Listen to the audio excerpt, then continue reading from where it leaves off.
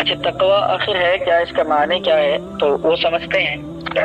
تقوی کا معنی ہے خدا سے ڈرنا۔ کیا؟ خدا سے ڈرنا اور گناہوں سے بچنا اور آخرت میں نقصان پہنچانے والی چیزوں سے احتراز کرنا۔ پہلا یہ کہ 3 معنوں میں اس کو تقسیم کیا گیا۔ پہلا خدا سے ڈرنا، پھر گناہوں سے بچنا، اور تیسرا یہ کہ آخرت میں جو چیزیں نقصان پہنچانے والی ہیں ان سے احتراز کرنا۔ احتراز کرنا یعنی ان سے بچنا، کنارہ کشی کرنا۔ تقوی کا حق کیا ہے؟ حق تقوی کیا ہے؟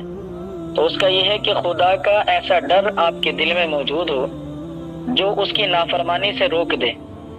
خدا کا ایسا ڈر موجود ہو جو اس کی نافرمانی سے روک دے، اس کی نعمتوں پر شکر کی طرف لے جائے، اعضاء کو گناہوں سے روک دے، دل کو حسد سے روک دے، کینہ، ریاکاری، تکبر سے دل کو بالکل صاف کر دے کہ دل میں نہ کسی طرح کا حسد موجود ہو، نہ ہی کینہ ہو، نہ ریاکاری ہو اور نہ تکبر دل میں موجود ہو۔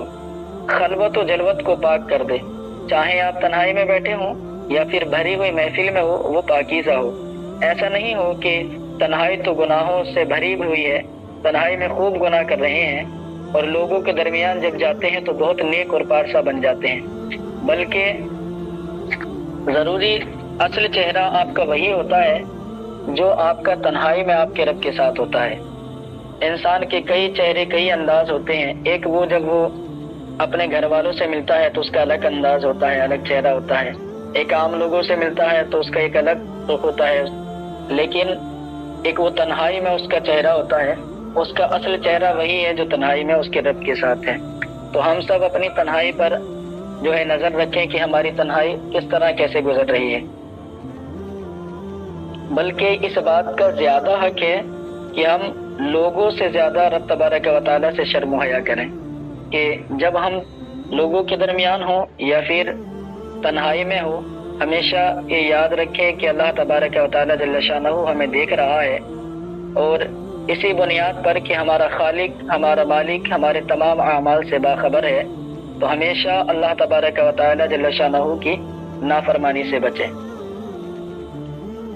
کہ تنہائی ہو یا مجلس کو ایک جیسا کر دیں، زبان کو بےہودگی سے بچائیں، کہ جو حق تقوی یہی ہے کہ آپ کی زبان بھی جو ہے وہ بےہودہ بات نہ کہے اور فضول بات نہ کرے، اور آپ کا دل جو ہے وہ بدگمانی سے پاک رہے، آپ کے ہاتھ ظلم سے پاکیزہ رہیں، اور قدم کو گناہ کی طرف اٹھنے سے جو ہے وہ اللہ تبارک و تعالیٰ کا خوف آپ کے دل میں ایسا موجود ہو کہ اس کو روک دے۔ آنکھ کو گندی نظر سے بچائے، آنکھ بھی کسی گندی چیز کو نہ دیکھے۔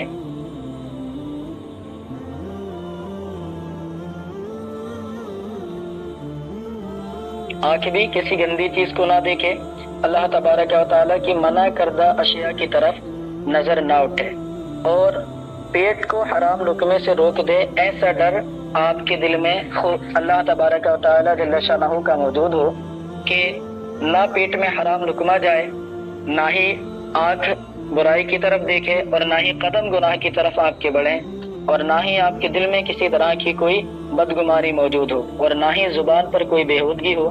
اب ہم دیکھتے ہیں کہ آج لوگوں کی زبان پر صرف واہیات ہوتی ہیں، گالی گلوچ ہوتی ہیں۔ اس سب سے اپنی زبانوں کو پاک رکھنا ہے، اور اپنی زبانوں کو اللہ تبارک و تعالیٰ جل شانہ کے ذکر سے تر و تازہ رکھنا ہے۔ اپنی زبان پر رسول اللہ صلی اللہ تعالیٰ علیہ وسلم کی تعریف کو جاری رکھنا ہے، حضور کا ذکر کرنا ہے، درود پاک پڑھنا ہے، اور اللہ تبارک و تعالیٰ جل شانہ کا ذکر کرنا ہے۔ تو حق تقوی یہی ہے۔ تقوی کا معنی آپ نے سمجھ لیا کہ 3 معنی میں اس کو تقسیم کیا گیا، ایک اللہ سے ڈرنا، دوسرا گناہوں سے بچنا، اور تیسرا آخرت میں نقصان پہنچانے والی تمام وہ اشیاء جن سے نقصان کا اندیشہ ہے کہ وہ آخرت میں نقصان پہنچا سکتی ہیں، تو ان سے بچنا ہے، ان سے کنارہ کشی کرنا ہے۔ اللہ تبارک و تعالیٰ جل جلالہ ہم تمام کو نبی پاک علیہ الصلوۃ والتسلیم کے صدقے تقوی عطا فرمائے۔